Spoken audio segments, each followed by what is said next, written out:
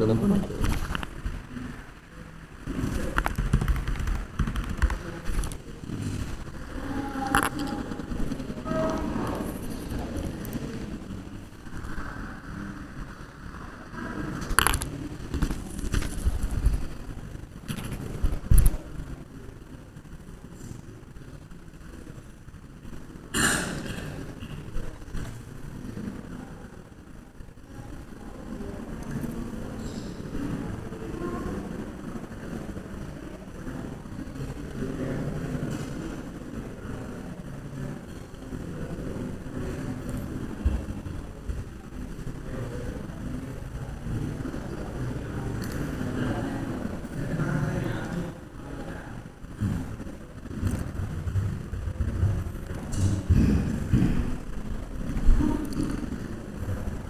Panjenengan sampun minum sedaya. Sampun kula tandhe.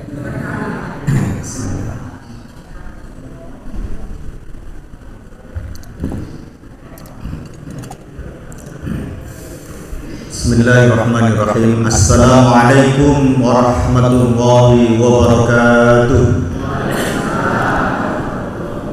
Alhamdulillah ala kulli halin mubarakan fih. Asbahna ala fitratil Islam wa ala kalimatil ikhlas wa ala dini nabiyyina Muhammadin wa ala millati abina Ibrahim hanifan wa ma kana minal musyrikin.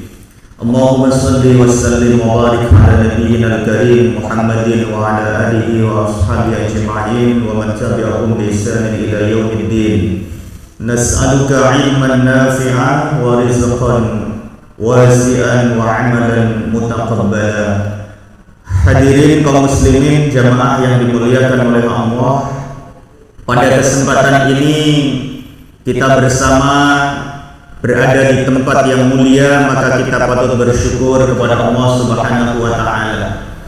Tempat yang mulia di rumah Allah, di masjid ini, dan kita semua dalam keadaan iman Islam, dan ini anugerah yang luar biasa yang patut kita syukuri. Saat kita tertidur tadi malam kondisinya setengah mati, tidak sadar diri, tetapi kita dibangunkan oleh Allah. Asbahna ala fitratil Islam.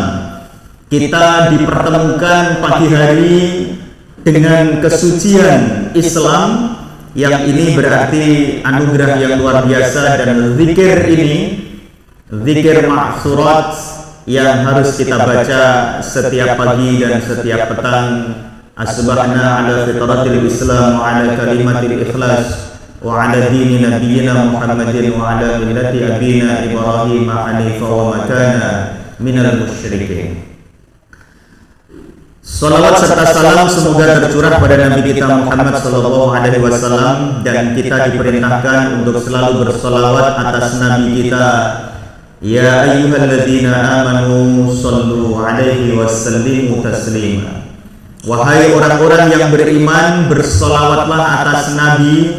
Dan kita bagian orang yang beriman, di setiap waktu, di senggang kita, ucapkanlah kalimat-kalimat solawat atas Nabi sallallahu ala Muhammad, sallallahu ala Muhammad. Dan kita mengharap syafaat, narju syafaat fi yaumil akhirah. Di hari akhir nanti semua kita itu akan mengharap syafaat dari Rasulullah Muhammad sallallahu alaihi wasallam. Hadirin kaum muslimin muslimat yang dirahmati Allah, menjaga keikhlasan amal. Mengapa? Karena hidup kita ini sebetulnya diukur dari amal kita. Nah, kita ini punya iman, dan kalau kita sudah beriman, berarti kita itu harus beramal. Mengapa? Karena wujudnya iman itu adalah amal kita. Wujudnya iman kita adalah amal. Kalau kita mengaku beriman tetapi belum banyak amal, itu berarti belum sempurna keimanannya. Al-imanu tasdiqu bil qalbi wal qawlu bil lisani wal amalu bil arkan. Apa pinten-pinten? Al imanu, iman, tasdiqu bil qalbi, meneguhkan, membenarkan dalam hati kita. Tasdik membenarkan, dari kata sodaq, membenarkan. Tasdiqu bil qalbi, membenarkan dengan hati. Wal qawlu bil lisani, dan mengucapkan dengan lisannya. Wal amalu bil arkan, dan melakukan, beramal bil arkani, dengan seluruh anggota tubuh kita. Arkan, mulai rambut kita, mata kita, telinga kita, kaki kita, tangan kita, itu adalah arkan. Nah, kalau orang-orang yang beriman, itu berarti puncaknya adalah ketika sudah tahapan tasdik bil qalbi, iman, membenarkan, yakin bahwa Allah itu adalah Tuhan dan ada, maujud biwujudi wasifati. Allah itu maujud, ada dalam hati kita, bisifati wa wujudi, dengan sifat-sifatnya dan wujud-wujudnya Allah itu hadir dalam diri kita. Berarti kita tasdik bil qalbi, membenarkan secara hati. Yang kemudian wal qaulu bil lisani, kita mengucapkan secara lisan dengan kalimat syahadatain, asyhadu an la ilaha illallah wa asyhadu anna muhammadar rasulullah. Nah, sakniki kula tanglet panjenengan niku islame sejak kapan, imane sejak kapan? Nggih. Kula khawatir islame jenengan niki boten jelas kawite. Boten jelas kawite. Jenengan niki kawit Islam niku kapan? Hah? Nggih. Sejak lahir sudah Islam. Ya, alhamdulillah. Itu namanya Islam genetik. Ya. Islam genetik itu adalah orang yang lahir di dunia ini Islamnya karena faktor keturunan. Mengapa? Karena orang tuanya, ayahnya, ibunya adalah Muslim, yang kemudian mengajarkan sejak kita terlahir, di telinga kita, di mata kita, yang kita lihat adalah Islam. Akhirnya kita menjadi orang Islam. Fa'abawahu yuhawwidani aw yunasyirani. Ya, ada juga yang kemudian mereka terlahir, lalu orang tuanya Islam, mereka jadi Islam. Mereka yang orang tuanya Nasrani, akhirnya jadi Nasrani. Yang Yahudi menjadi Yahudi. Itu karena pembentukan dari orang tua. Tetapi ada yang Islam, terlahirnya tidak Islam, di keluarga tidak Islam, lalu dewasa mereka menjadi Muslim. Dan itu berarti bukan Islam genetik, tapi Islam mutasi. Ya. Bahasa Arabnya adalah hijrah. Mereka berpindah dari keyakinan yang sebelumnya menuju keyakinan hidayah Islam. Nah, panjenengan niki Islamnya berarti Islam genetik, sejak lahir sudah Islam. Nah, ada yang juga Islam kula niki dereng pados sempurna, Pak. Islam kula niki mulai ajenge nikah niku nembe syahadat dulu. Oke, karena penghulunya minta istighfar lalu dibacakan syahadat gitu. Nah, hadirin yang dimuliakan oleh Allah, yang jelas kita ini sudah berislam. Dan Islam kita ini akan sempurna ketika kita ini punya iman. Berarti Islam dengan iman itu dulu mana? Islam dengan iman dulu mana? Nggih, telur kali ayam niku dhisik pundi, Pak? Nah, kita jangan jawab pundi. Ya dulu telur, karena nyebutnya saya tadi kan telur dulu. Telur dengan ayam dulu mana? Nah, kalau sekarang ayam dengan telur dulu mana? dulu ayam, berarti jenengan cerdas. Alhamdulillah. Tetapi dalam tahapan itu yang pertama adalah Islam. Orang-orang yang Islam, yang artinya Islam itu berserah diri. Artinya Islam itu berserah diri. Artinya Islam itu adalah mencari keselamatan, itu adalah Islam. Kalau orang ini sudah berserah diri, kemudian beriman dan beriman, maka orang ini akan menjadi Muslim dan mukmin. Orang yang sudah berserah diri, yang kemudian beriman. Sahabat Umar bin Khattab radhiyallahu an ketika mendengar adiknya masuk Islam, lalu dengan marahnya pulang ke rumah membawa pedang yang akan dipakai membunuh adiknya sendiri. Ternyata kemudian Umar bin Khattab belum iman, tetapi sudah berislam, artinya berserah diri kepada Allah. Yang pertama adalah berislam. Islam dalam hakikat hatinya berserah diri kepada Allah. Ketika mendengar ayat innani anallahu la ilaha illa ana fa'budni wa aqimis sholata lidzikri. Ketika mendengar bacaan yang dibaca oleh adiknya sendiri, innani Allah, sesungguhnya aku adalah Allah, la ilaha illa ana, yang tidak ada Tuhan selain aku, kata Allah, fa'budni, maka sembahlah aku, wa qimis sholata lidzikri, dan dirikanlah sholat untuk mengingatku. Sahabat Umar kemudian luluh hatinya dan kemudian terlepas pedangnya, tidak menjadi membunuh adiknya, tetapi mengajak adiknya menghadap ke Rasulullah, dan kemudian barulah masuk Islam dengan keimanannya. Berarti kalau kita sudah berislam, kita harus menguatkan iman kita, dan iman itu adalah tasdiqu bil qalbi wal qawlu bil lisani wal amalu bil arkani. Ya, pun hafal ini kan?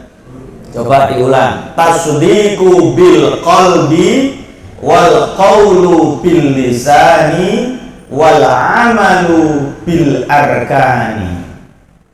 Nah, kalau yang sudah ketiga, amalu bil arkan, itu ketika kita sudah melaksanakan Islam kita, iman kita dengan amalus sholih, itu berarti kita sudah menjadi orang-orang yang punya iman yang sempurna, dan kita ini sudah benar-benar hidup.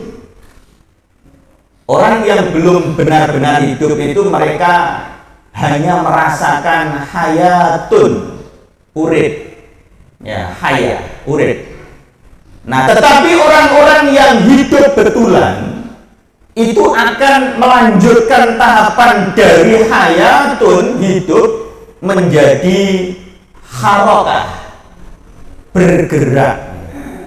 Nah, kalau orang hidup kok tidak bergerak sama sekali, itu namanya la yamutu wa la yahya. Hidupnya itu wujuduhu ka'adamihi.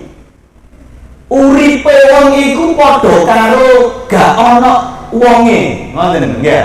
Wujuduhu ka'adamihi, wujude padha karo gak ana. Artinya hidup kita nggak banyak manfaat. Hidup kita itu tidak banyak kemanfaatan untuk diri kita dan orang lain. Gelimbang, gelimbung esuk-esuk, awan nggih gelimbung maneh, sore gelimbung maneh, turu nang warkop, esuk warkop, awan warkop, bengi warkop. Manfaat apa mboten tiyang ngoten niku?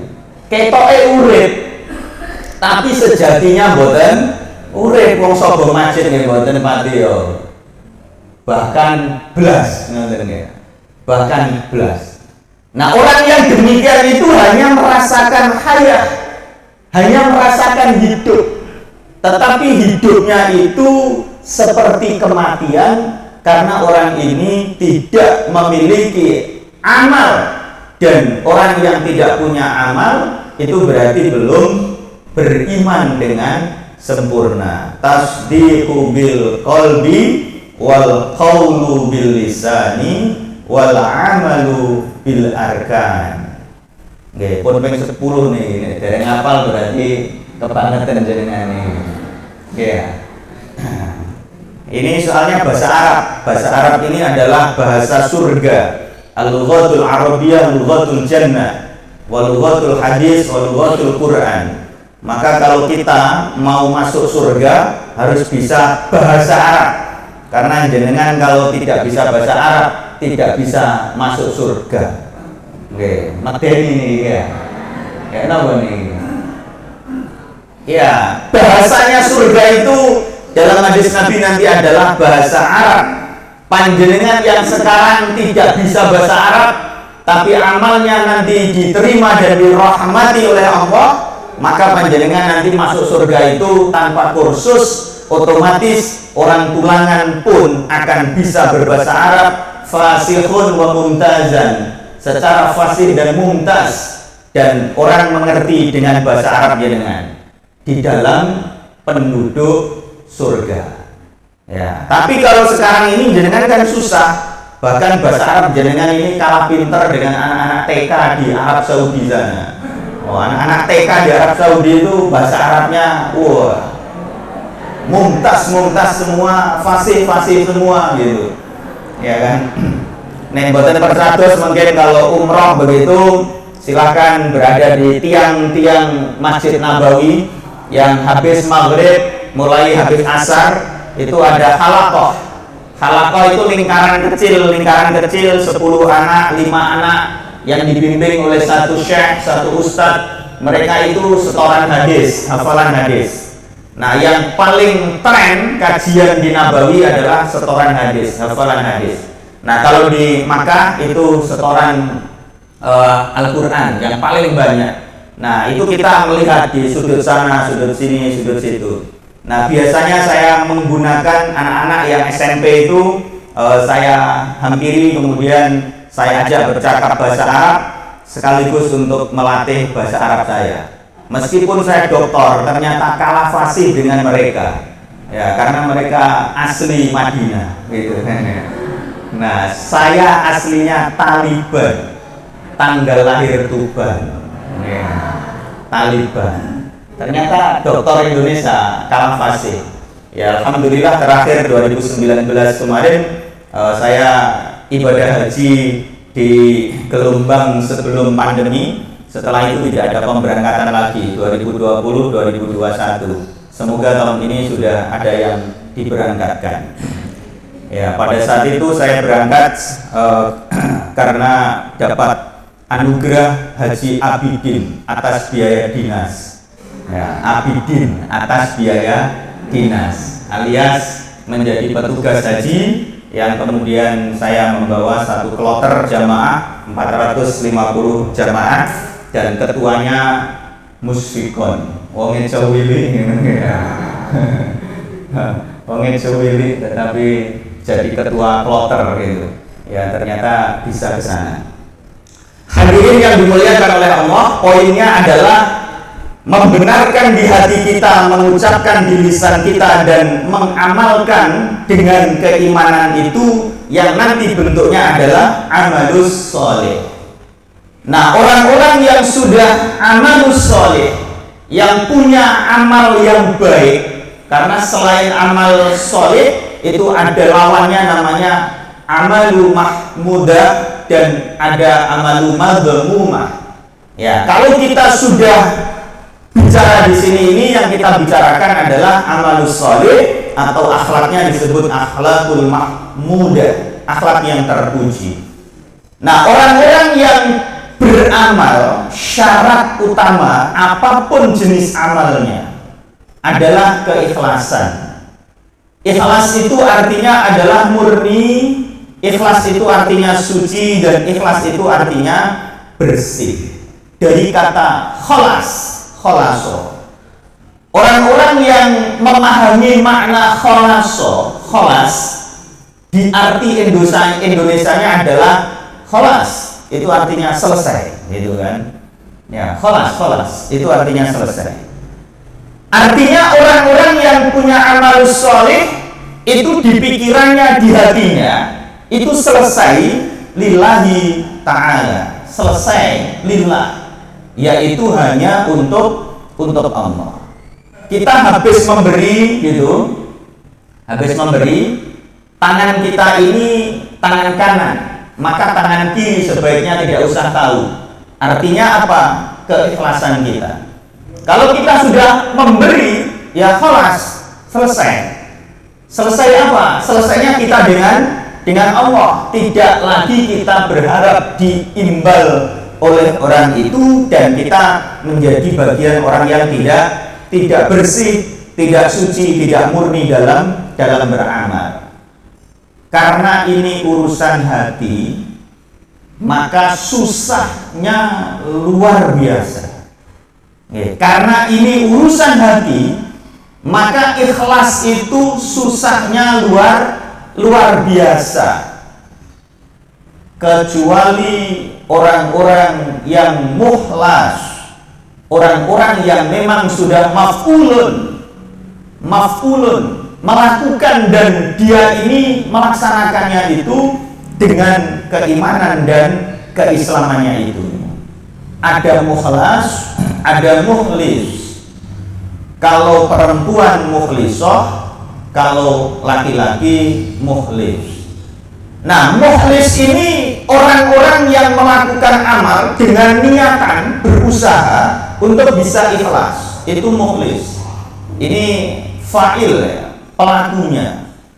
Tetapi kalau sudah sifatnya itu disebut ikhlas. Kalau orang yang punya sifat ikhlas itu disebut mukhlas. Ya, mirip-mirip tapi beda arti, beda pengertian. Kalau mukhlis itu orang yang berusaha ikhlas. Kalau sifatnya disebut ikhlas. Kalau orang yang punya sifat ikhlas, berarti orang ini sudah ikhlas betulan. Itu namanya mukhlasun.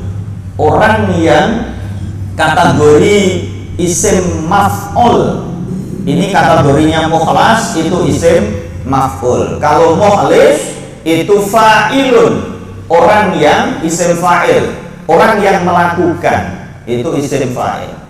Jadi panjenengan menapaki pertama adalah tahapan menjadi orang-orang yang mukhlis dengan sifat-sifat keikhlasan kita.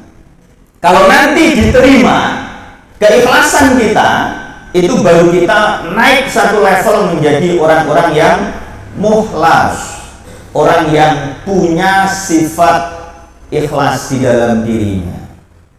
Nah, karena urusan hati angel, susah. Mengapa? Karena hati kita itu kadang naik keimanannya, kadang turun keimanannya.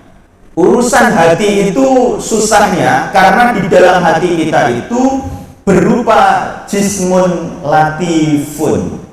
Jismun latifun, jisim yang halus.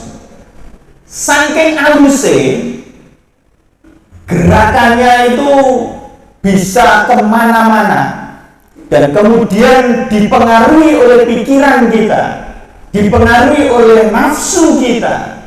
Maka hati ini seperti timbangan yang terkadang naik, terkadang turun. Kalau pikirannya banyak negatif, akhirnya imannya turun. Kalau amalnya yang soleh, yang banyak, akhirnya imannya naik. Ibadahnya banyak, imannya naik. Nafsunya meningkat, imannya turun atau naik? Imannya turun. Ya seperti timbangan itu. Ya seperti timbangan. Dan ini menjadi satu ukuran ketika kita ini bisa mensinergikan hati kita itu dalam titik jismun latif yang penuh dengan hidayah Allah Subhanahu wa ta'ala. Kerenteke ati panjenengan krasa napa mboten? bagi orang-orang yang soleh, bagi orang-orang yang solehah, kerenteke ati itu luar biasa. Tidak dari kerentek atine piyambak, tetapi termasuk kerentek atine orang yang terdekat, terutama adalah suami dan istri, kemudian anak.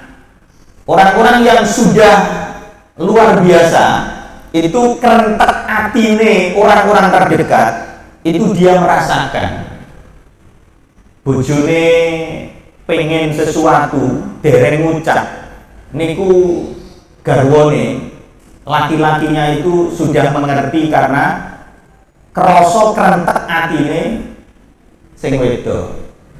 Lah jenengan kula tanggeti sering ngoten napa mboten, Pak? Sering mboten. Nggih. Berarti jenengan ini kirang sohib, kirang dekat dengan istrinya. Nah, orang-orang yang punya ikatan yang kuat, sahabat-sahabat terbaik itu akan connecting, akan terhubung, sinyalnya itu luar biasa. Yang laki-laki terjatuh saat berangkat kerja, yang perempuan di rumah sedang sholat duha, itu ternyata langsung terasa, dan kemudian langsung nelpon, ya wonten apa ya gitu, kula kok kraos mboten eco. Ternyata suaminya sedang bane bocor saat akan masuk ke kantor. Iya, atase ban bocor mawon, kroso. Saking kuatnya sinyal karena sohib, karena dekat, karena bersahabat dengan ikatan keimanan, ikatan batin yang luar biasa. Dan itulah teori komunikasi tertinggi. Komunikasi tertinggi adalah ketika sinyal yang masuk dalam diri kita itu adalah gelombang theta. Gelombang theta, karena di bawahnya itu ada gelombang beta. Gelombang beta ini seperti saya ini sekarang bersuara. Suara saya terdengar momen. Terdengar. Niki suara beta namanya. Wonten wujud gelombangnya berupa suara langsung. Tapi kalau gelombang theta itu halus, lebih halus dibandingkan suara saya. Tanpa saya bersuara, panjenengan mafhuman, paham apa yang akan saya sampaikan. Nah, panjenengan ini paham apa mboten sing dereng kula sampaikan? Dereng. Berarti komunikasi kula kali panjenengan iki dereng gelombang theta. Dereng gelombang theta. Karena dereng sohib wong ngundang kula nembe sepindah niki ya. Nah, nanti kalau sudah sering ketemu itu akan menjadi sahabat, dan sahabat itu semakin dekat, itu tidak sekedar raga yang bersahabat, tetapi yang bersahabat adalah hati kita, dan itu ada ikatan batin yang kuat, dan itu yang bicara sudah bukan suara, yang bicara adalah suara hati kita. Nah, ibu-ibu, kalau tanggeti ini panjenengan sering getaran hati jenengan kraos napa mboten? Nek suami jenengan mampir teng warkop, krasa napa mboten? Hah? Ternyata yang bergetar itu bukan hatinya tapi HP-nya. Yang bergetar HP-nya. Tengpun dia teng warkop iki jek mampir sih. Nah, kalau tanpa getaran HP tapi hati jenengan kraos, itu berarti ikatan batin dengan suami jenengan itu luar biasa, dan itu termasuk gelombang theta. As-solihatu lis-solihin was-solihina lis-solihat. Orang-orang yang solihah itu akan dipasangkan dengan orang-orang yang solih. As-solihatu lis-solihin was-solihina lis-solihat. Dan sebaliknya, laki-laki yang solih itu akan dipasangkan dengan pasangan yang solihah. Kalau ternyata kita sudah mendapatkan itu, luar biasa, dan kita akan mendapatkan keikhlasan, kemurnian, kesucian, dan bersih dalam hati kita karena keislaman dan keimanan kita. Bahasan gelombang theta dan beta saya cukupkan, khawatir dengan tambah bingung. Ya, ini urusan kuliah, urusan kuliah. Ini urusan ngaji malah. Nah, hadirin yang dimuliakan oleh Allah, saat kita sudah berusaha keras, setiap amal kita berusaha ikhlas. Mungkin bisa kita mengkondisikan diri kita, pikiran kita, sekuat tenaga kita berusaha ikhlas dan seikhlas-ikhlasnya. Tetapi ternyata ada tantangan berat yang harus kita hadapi. Setiap amal kita adalah tantangan dari luar diri kita.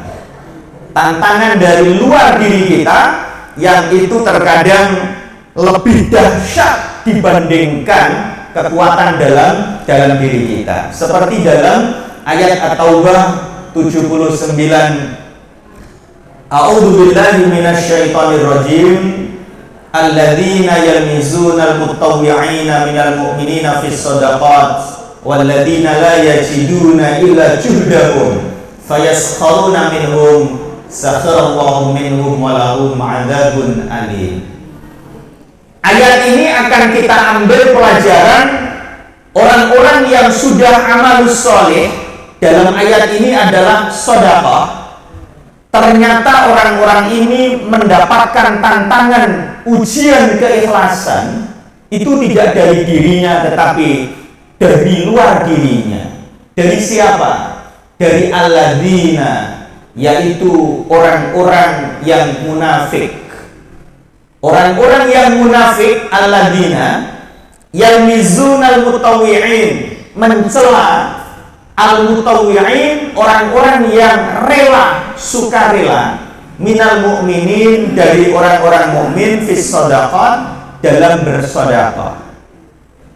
Nah, kalau kita sudah beramal kemudian ada orang lain yang mencela, tantangannya tentu lebih besar. Yang pertama adalah tantangan telinga kita dicela.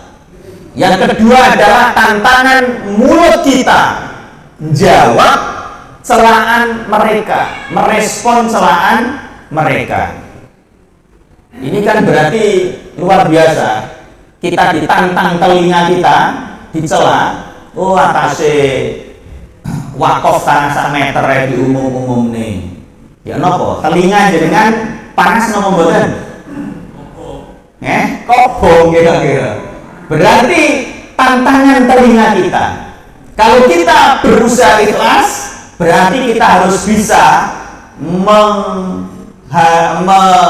menanggapi dengan wes jok di rumah nih, ya kan? Alias tidak kita dengarkan. Nah, yang kedua itu adalah kemudian tantangan pada mulut kita. Untuk apa? Merespon ucapan cela mereka, dan celaan itu kemudian kita terkadang terpancing untuk merespon. Respon pertama, sampean opo wis wakaf kaya aku. Nah, atasnya sampean yo gak wakaf kaya dek ngomong akeh-akeh. Nah, itu akhirnya kan kita terpancing dan akhirnya rusaklah amal kita karena kita terpancing menjadi orang yang tidak ikhlas. Rumusnya adalah tarkul jawab alal jahili jawabuhum. Tarkun itu meninggalkan, jawab itu jawaban, ala di atas, al jahili pada orang-orang yang bodoh, yang jahil, jawabuhum itulah jawaban untuk mereka. Berarti kalau kita ingin berusaha untuk menghadapi orang-orang yalmizunal mutawwi'in, yang mencela orang-orang yang sukarela beramal, jawaban dalam hati kita adalah tarkul jawab alal jahili jawabuhum. Tidak menjawab pada orang-orang yang bodoh, itulah jawabannya. meninggalkan gak jawab bagi orang-orang yang bodoh itu jawabannya. Ya napa niki diapal malah ya. Tarkul jawab alal jahili jawabu. Meninggalkan tidak menjawab orang yang bodoh itulah jawabannya. Nah, kalau panjenengan menjawab berarti akan rusak amal kita karena keikhlasan kita akan rusak dengan ucapan kita. Tarkul jawab alal jahili jawabuhum. Tidak menjawab orang yang bodoh, yang mencela kita, yang memfitnah kita, yang rasani kita, yang menggunjing kita, itu adalah jawabuhum. Itu jawaban untuk mereka. Yang kedua adalah walladzina la yajiduna illa judahum. Walladzina dan orang-orang la yajiduna yang tidak menemukan sesuatu apapun illa judahum kecuali yang ditemui dengan kesanggupannya, ya sekedar yang dimiliki, fayaskharuna minhum, maka orang-orang munafik itu menghina minhum dari alladzina la yajiduna illa juhdahum.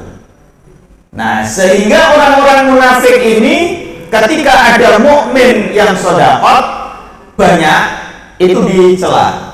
Ada orang-orang mukmin yang bersedekah sekedarnya karena mampunya itu, fayaskharuna minhum. Mereka ini malah menghina. Sakhirallahu minhum, Allah akan menghina juga dari alladzina orang-orang munafik, walahum adzabun alim, dan bagi orang-orang munafik itu akan diberikan mendapatkan azab yang pedih.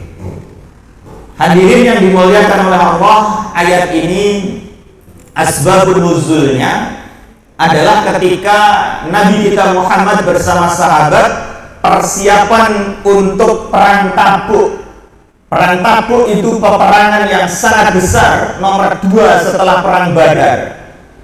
Tempatnya 978 km dari kota Madinah. Memerlukan logistik persiapan yang sangat banyak, dan kemudian Rasulullah di Masjid Nabawi bersama sahabat Nabi bersabda dengan kalimat perintahnya, tasaddaqu wa tasaddaqu wa tasaddaqu. Bersedekahlah dan bersedekahlah. Yang kemudian sedekah itu akan digunakan untuk logistik perbekalan menghadapi perang Tabuk yang perlu banyak bekal. Akhirnya kemudian ada sahabat bernama Abdurrahman bin Auf yang terkenal kaya raya, saudagar yang sukses di Madinah dari kaum muhajirin. Kaum muhajirin berarti yang memang Islamnya sudah dari Makkah dan bersama Rasulullah hijrah ke Madinah. Itu kaum muhajirin. Abdurrahman bin Auf ini termasuk kaum muhajirin. Ketika Abdurrahman bin Auf memberikan separuh dari hartanya untuk persiapan perang ini, ya Rasulullah, wahai utusan Allah, indi arba'ata alafin min dirham. Aku punya 4.000 dirham ya Rasulullah. Alfaini 2.000-nya fi sabilillah. 2.000-nya ini untuk jalan Allah. Wa alfaini alaihi, dan yang 2.000-nya untuk aku tahan keluarga dan kelangsungan bisnis yang selama ini telah digeluti. Berarti yang diberikan separuh, 4.000 diberikan 2.000. Ternyata orang-orang munafikin mereka ini yalmizu, mencela siapa? Abdurrahman bin Auf. Abdurrahman bin Auf itu sok-sokan saja dia. Separuh hartanya diberikan untuk peperangan. Nah, akhirnya gunjingan di luar bukan kebanggaan tetapi gunjingan. Kira-kira Abdurrahman bin Auf kalau dengar begitu telinganya panas nggak badannya? Ya mungkin sifat manusiawinya. Tetapi setelah itu kemudian datanglah Abu Bakar As-Siddiq. Abu Bakar As-Siddiq ini memberikan seluruh harta yang dimiliki di rumah itu diberikan semua untuk peperangan. Ya, dan Rasulullah bertanya, wahai Abu Bakar, mengapa engkau berikan semua? Apa yang kau tinggalkan di rumah? Yang kutinggalkan di rumah adalah Allah dan Rasulnya. Keimanan yang luar biasa, dan memang sahabat Abu Bakar telah teruji keimanannya ketika Rasul telah melaksanakan Isra dan Mi'raj dalam satu malam. Siapakah sahabat yang membenarkan pertama kali? Yang membenarkan pertama kali keimanannya yang kuat adalah Abu Bakar As-Siddiq. Nah, ternyata kita mungkin belum bisa makom menempati tingkat keimanan seperti Abu Bakar. Kalau tidak, berarti kita berusaha menempati seperti Abdurrahman bin Auf, separuh dari hartanya diberikan untuk jalan Allah alias diinfakkan dan disodakohkan. Panjenengan hitung mangke sampai rumah, separuh dari yang dimiliki langsung disumbangkan untuk jalan Allah, takmir masjid atau mungkin amal usaha yang lain. Ya napa nih? Mikir ya. Mikir.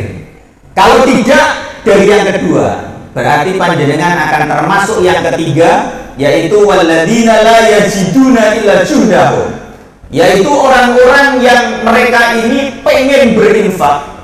Karena pada saat itu ada sahabat yang datang, Abu Aqil bin Sa'labah. Abu Aqil bin Sa'labah ini datang ke Rasulullah membawa satu sok kurma. Yang satu sok kurma ini adalah separuh juga yang dimiliki, karena Abu Aqil punya 2 sok kurma.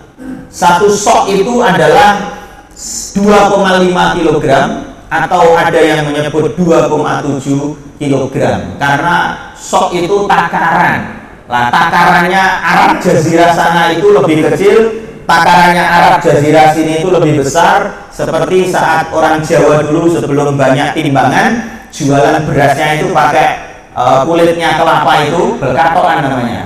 Batok itu kan ada yang besar, ada yang kecil. Tapi mafhum, mereka paham, oh ini sak batok, ini sak batok. Nah, batoknya tulangan ternyata lebih kecil dibandingkan batoknya Tuban.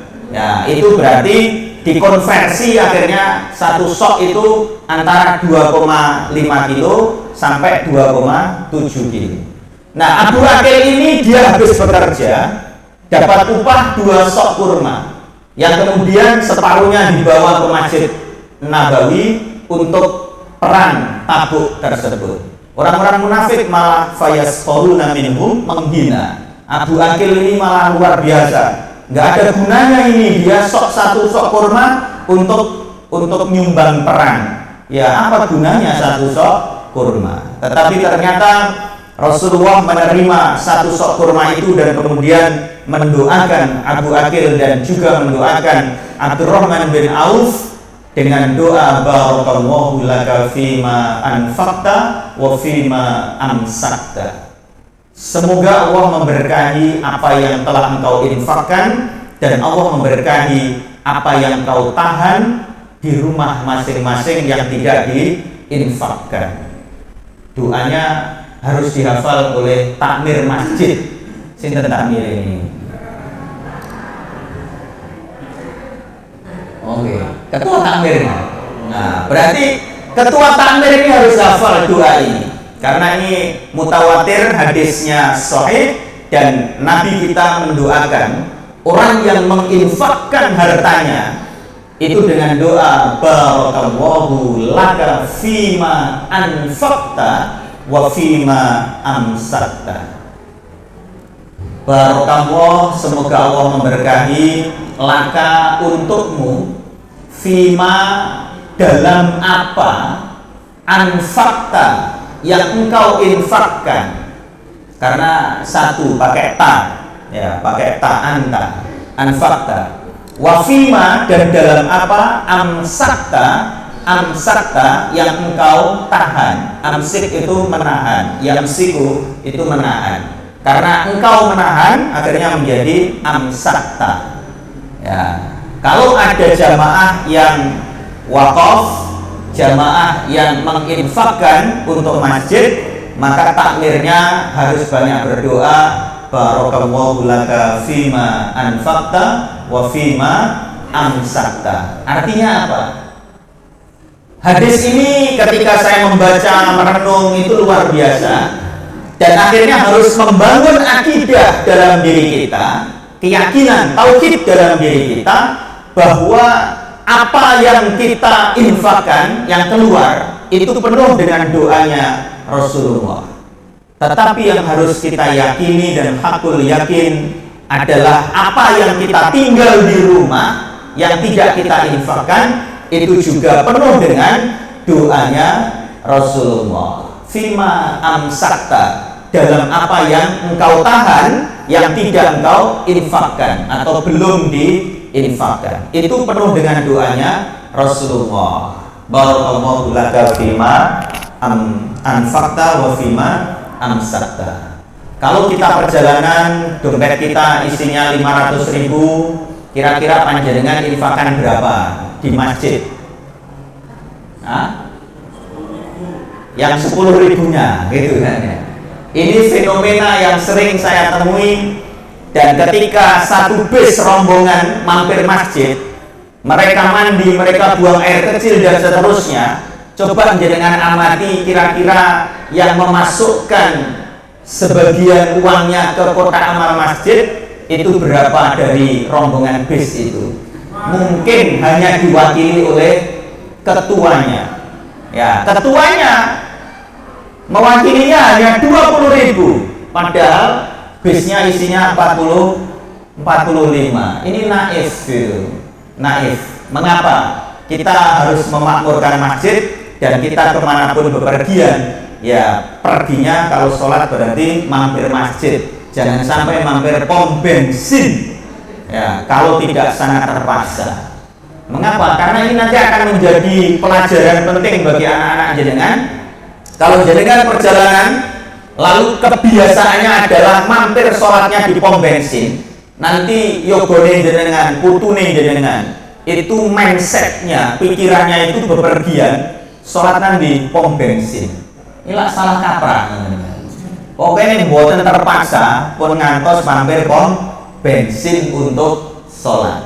Perjalanan jauh, sholat di mana? Kita berhenti di Masjid Namira, Lamongan. Oh, kita berhenti di Masjid Ahmad Dahlan di Bunder, Gresik sana, dan seterusnya. Itu akan pelajaran luar biasa.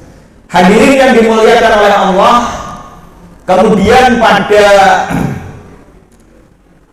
kisah yang lain dalam hadis, yaitu ketika perang Tabuk ini sudah berakhir, lalu para mujahidin ini pulang dengan telat karena perjalanan jauh.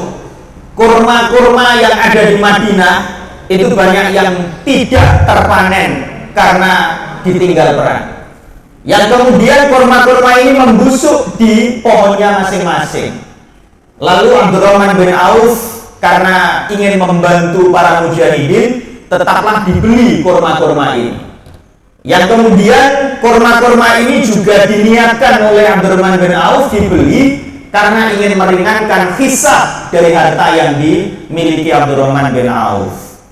Ternyata setelah ditimbun di gudangnya, tidak lama kemudian Raja Yaman datang utusannya ke Madinah mencari kurma-kurma yang sudah terfermentasi, yang sudah busuk-busuk agak lama ini, dan dibeli dengan harga yang sangat mahal.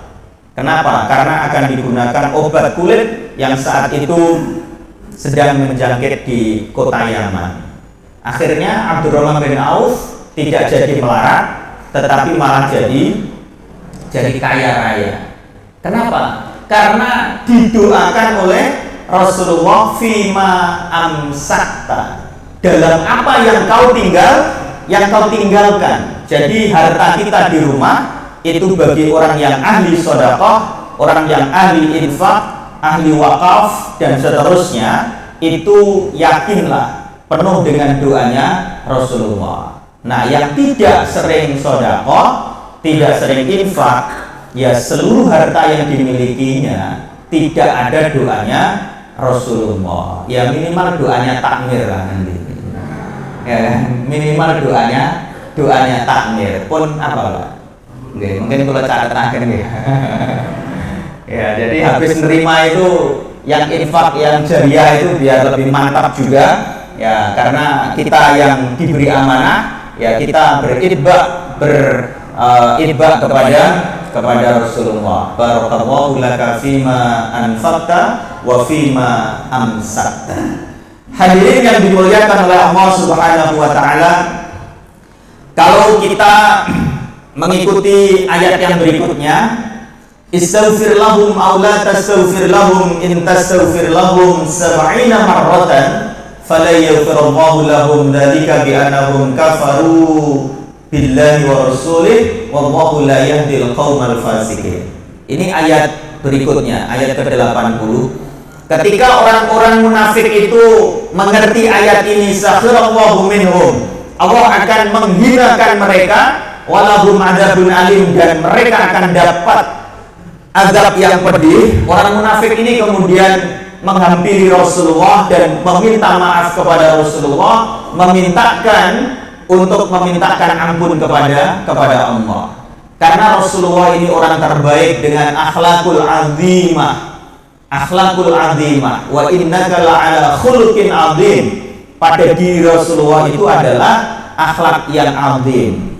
Akhlak azim itu adalah di atasnya akhlakul karimah. Akhlakul karimah itu di atasnya akhlakul hasanah. Nah, karena akhlaknya Rasulullah ini akhlakul azimah, orang-orang yang berakhlakul azimah adalah orang-orang yang bisa beramal dengan ikhlas, dan mereka ini luar biasanya bisa berbuat baik kepada orang yang tidak berbuat baik kepadanya, dan bahkan orang ini memusuhi, mencelakai, dan seterusnya pada orang itu. Rasulullah ini meskipun dicelakai, dimusuhi, tetap saja berbuat baik kepada orang tersebut. Panjenengan kayaknya dereng level. Jenengan iki saged sae dateng panjenengan, dateng tiyang ingkang berbuat kesaenan pada kita. Artinya kita ini agak sulit untuk bisa berbuat baik kepada orang yang tidak berbuat baik kepada kita.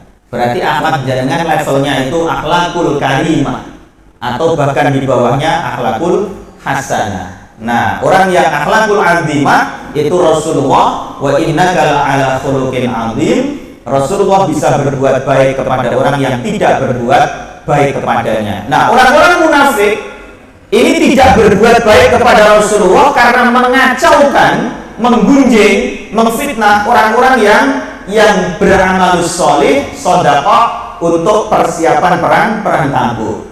Tetapi ketika menghampiri Rasulullah, orang-orang munafik ini, Rasulullah pun akan mengangkat tangan berdoa kepada Allah supaya diampuni doa-doanya. Tetapi sebelum Rasulullah berdoa, turunlah ayat ini, istaghfir lahum aw la tastaghfir lahum. Wahai Muhammad, engkau memintakan ampun lahum bagi munafik, aula ataupun tidak, tastaghfir lahum, meminta ampun pada mereka. Itu dalam ayat ini arti yang bisa kita mendapati adalah podo wae. Podo wae ini apa? Intastaghfir lahum 70 marrah. Jikalau meskipun engkau Muhammad memintakan ampun sampai 70 kali, 70 marrah, fala yaghfirullahu lahum, maka Allah pun tidak akan mengampuni mereka, orang-orang munafik.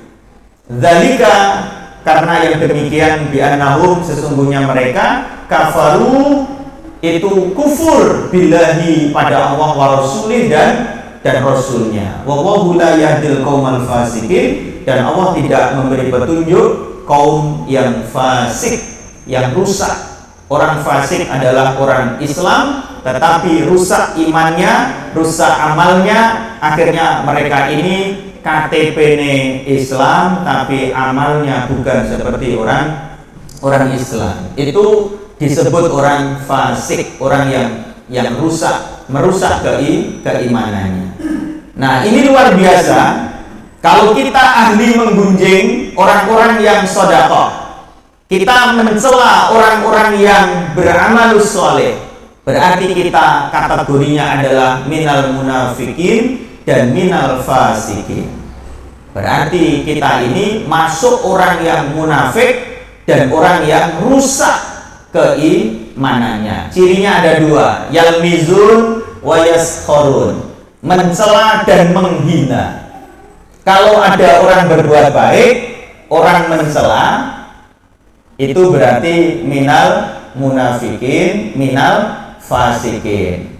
Kalau orang yang beramal soleh menghadapi yang demikian, berarti kita harus punya prinsip mukhlas, orang yang punya sifat ikhlas. Caranya apa? Tarkul jawab alal jahili jawabuhum, tidak menjawab gunjingan mereka, itulah jawabannya. Kenapa? Karena mereka minal jahil, dari orang-orang yang bodoh. Yang terakhir jamaah sekalian, Ahmad Dahlan dalam makalahnya An-nasu kulluhum mauta illa ulama, sesungguhnya seluruh manusia itu mati kecuali yang berilmu. Wal ulama'u mutahayyiruna illal amilun, dan orang-orang yang alim, yang punya ilmu, itu pun ragu ketika mereka belum mengamalkan ilmunya. Wal amiluna ala wajalin illal mukhlisun, dan orang-orang yang sudah beramal itu pun gundah illal mukhlisun, kecuali orang-orang yang ikhlas dalam setiap amalnya. Oleh karena itu, cara membacanya dibalik ikhlaslah dalam setiap kita beramal, dan beramallah sesuai dengan ilmu yang kita miliki. Kalau belum punya ilmunya, silahkan mencari sebanyak-banyaknya. Ya, kalau orang sudah punya filosofi ini, dari makalahnya Kiai Haji Ahmad Dahlan ini luar biasa. Mereka ini akan terus punya jiwa mencari dan mencari ilmu, dan ini kewajiban kita. Nanti kalau kita sudah berilmu, ilmune wudu, ilmune sholat, ilmune zakat, kemudian ilmunya faraid, bagi warisan, ilmunya hibah untuk memberikan, ilmunya wasiat. Ini yang sekarang agak hilang. Wasiat, hibah, dan waris. Ya, dan ilmu waris ini adalah ilmu yang pertama kali hilang, nanti akan pertama kali hilang, dan panjenengan sakniki roto-roto boten patio nganggo ilmu waris ketika ada keluarga yang meninggal. Ngoten nggih? Nah, berarti kan harus dipelajari lagi. Ngoten, biar tidak tertumpuk harta yang ada di kita itu tidak sesuai hak kita. Oke, monggo mungkin ngaji malih ilmu mawaris, yaitu hal waris mewariskan.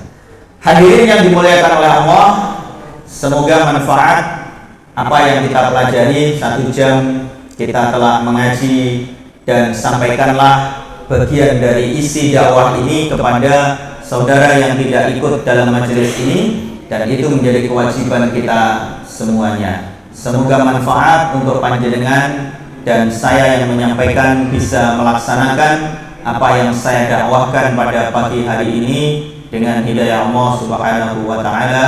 Allahumma arinal haqqa haqqa warzuqna ittiba'ah, wa arinal batila batila warzuqna ijtinabah. Nastaghfiruka Allahumma min kulli dhanbin na'lamuhu wa la na'lamuhu, min qawlin aw fi'lin aw taqririn aw hammin, innaka antal ghafurur rahim. Nad'uka bi asma'ikal karim, bi asma'il husna ya latif ya alim ya khabir. Nas'aluka ilman nafi'an wa rizqan tayyiban mubarakan wa amalan mutaqabbala. Yassir lana li kulli umurina umurad dunya wal akhirah, wassalimna min afatid dunya wal akhirah, wa fitnatihima innaka ala kulli syai'in qadir. Salimna ya Allah min su'i hadzal zaman, salimna ya Allah min fitnati hadzal zaman. Allahumma ij'alna min ahlil istiqamah, min ahli la ilaha illallah Muhammadur Rasulullah, min ahli salat, min ahli zakat, من أهل الصوم من أهل الحج والعمرة لله مرة بعد مرة في كل حال في كل حين وأسرتنا وذريتنا كلهم برحمتك يا أرحم الراحمين.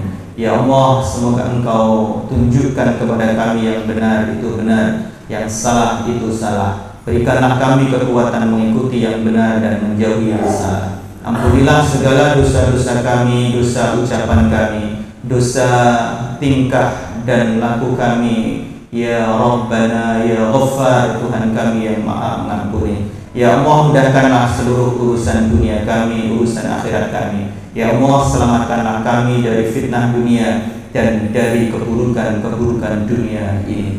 Ya Allah, jadikanlah kami orang-orang yang istiqamah dengan agamamu, dengan kalimat la ilaha illallah Muhammadur Rasulullah. Jadikanlah kami orang-orang yang ahli salat, jadikanlah orang-orang yang ahli zakat, jadikanlah kami orang-orang ahli puasa, dan berikanlah kami kekuatan untuk melaksanakan haji dan umrah dengan rahmat dan izin-Mu. Ya Rabbana ya Rahim, Ya Rabbana ya Karim. Rabbana atina fid dunya hasanah wa fil akhirati hasanah wa qina adzabannar. Walhamdulillahi rabbil alamin. Assalamualaikum warahmatullahi wabarakatuh.